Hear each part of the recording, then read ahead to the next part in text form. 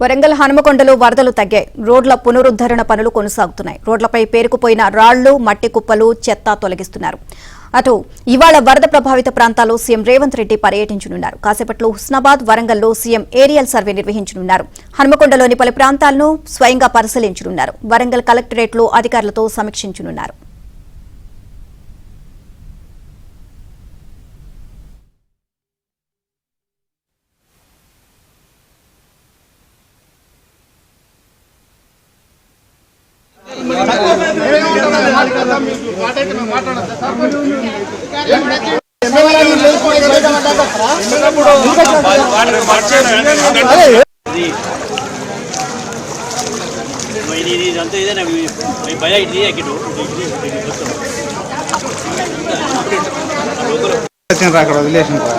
నాకంటే నీకు కాదు, నేను కూడా అదే వేసుకొచ్చిన.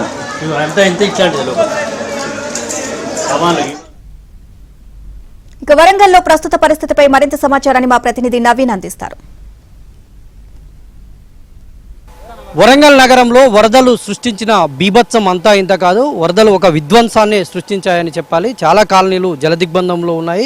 మనం చూస్తూ ఉన్నాం. అసలు కాలనీల రూపురేఖలే మారిపోయినటువంటి దృశ్యాలు కనిపిస్తున్నాయి. ఇక్కడ సమీపంలోని గోపాలపూర్ చెరువు ఊర చెరువు కట్ట తెగిపోవడంతో ఒక్కసారిగా వరద బీభత్సం సృష్టించింది. ఒక ప్రకృతి విపత్తు అనే చెప్పాలి. వరద బాధిత ప్రాంతాల్లో స్థానిక ఎమ్మెల్యే నాగరాజు పర్యటిస్తూ ఉన్నారు. బాధితుల కష్టాలు అడిగి తెలుసుకుంటా ఉన్నారు.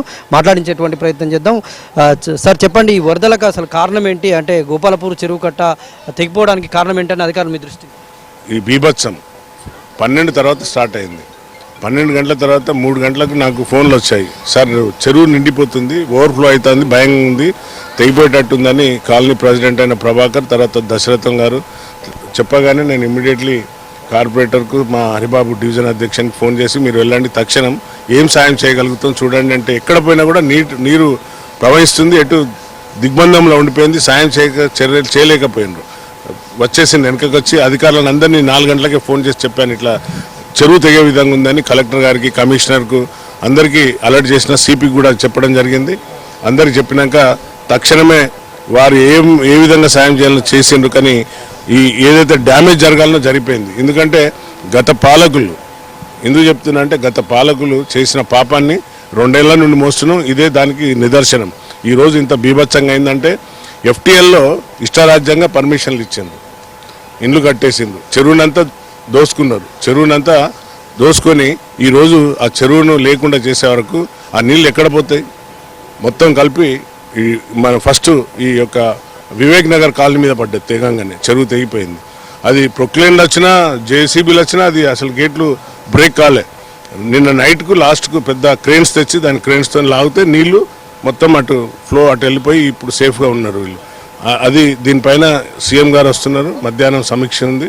ఈ విధంగా అపార నష్టం కాలనీవాసులకు కల్పించింది. ఒక్కొక్కరు కార్లు, బైక్లు, టీవీలు, ఫ్రిడ్జ్లు, చిన్న చిన్న సామాన్లు అమ్ముకునేటోళ్ళు వాళ్ళ సామాన్లు అన్నీ ఎక్కువ నష్టం జరిగింది. తప్పనిసరిగా ఇవన్నీ గౌరవ ముఖ్యమంత్రి గారికి దృష్టికి తీసుకెళ్తాం. పదే వరంగల్లో వరదలు వచ్చినప్పుడల్లా ఇదే పరిస్థితి ఉంటుంది. ఇటు వరంగల్తో ఇటు హనుమకొండతో పాటు వరంగల్లో కూడా అదే పరిస్థితి. ప్రధాన కారణం మీరు చెప్పినట్టు చెరువుల కబ్జాలు, నాలాల ఆక్రమణ. దీనిపైన మీ ప్రభుత్వం ఎలాంటి చర్యలు తీసుకుంటుంది? తప్పనిసరి సార్. అందుకనే మా హైడ్రా అని ప్రభుత్వాన్ని అనునిత్యం అపోజిషన్ పార్టీ BRS నాయకులు దాన్ని అడ్డం పెట్టుకొని వాళ్ళు హైదరాబాద్లో కూడా హైడ్రా వచ్చింది, మొత్తం రియల్ ఎస్టేట్ దెబ్బతిన్న హైడ్రా ఎందుకు వచ్చింది? ఈ నాలాలను, ఈ చెరువులను అన్నిటినీ రిస్టోర్ చేస్తే ఎంత వర్షం పడ్డా కూడా ఈ యొక్క నగరాలు మునిగాయి. అలాగే ఇప్పుడు మేము అందరం ఎమ్మెల్యేలను కలిసి సీఎం గారిని కలిసి 405 కోట్లు మనకు శాంక్షన్ చేసింది under drainage system. Thank you అండి, థ్యాంక్ యూ వెరీ మచ్. ఇది ఎమ్మెల్యే గారి అభిప్రాయం. మనం చూస్తున్నాం, ఆయన బురదలో నడుస్తూ ఇక్కడ బాధితులను పరామర్శిస్తున్నటువంటి దృశ్యాలు, వాళ్ళతో మాట్లాడేటువంటి దృశ్యాలు కనిపిస్తాయి. మొత్తం కూడా పూర్తిగా డ్యామేజ్ అయినటువంటి పరిస్థితి కనిపిస్తుంది. బాధితులు కన్నీరు మున్నీరుగా విలపిస్తున్నారు. ఇదే ప్రాంతంలో కాసేపట్లో ముఖ్యమంత్రి రేవంత్ రెడ్డి కూడా పర్యటించబోతున్నారు. వీడియో జగదీష్తో నవీన్, ABN ఆంధ్రజ్యోతి, వరంగల్.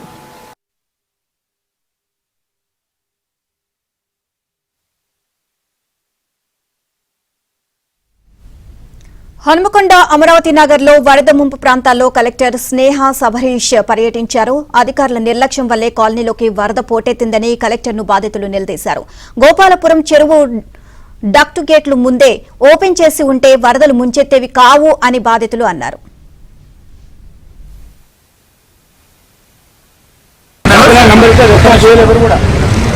రండి సార్ మీరు చూడండి అపార్ట్మెంట్ అన్ని ఉంది కదా సార్ చేసినాం అరే మళ్ళీ మార్నింగ్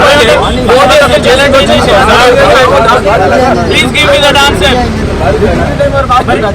మీ డ్యూటీ మీరు చేయరా మేడం ముందు మీరు సమాధానం ఏం చెప్తారు ఇప్పుడు అలర్ట్ ఉన్నప్పుడు అనుకుంటారు అలర్ట్ అయిపోయి అంత నష్టం జరిగిన తర్వాత వచ్చి ఏం సమాధానం చెప్తారు తనకు అడుగుతా ఉంటాయి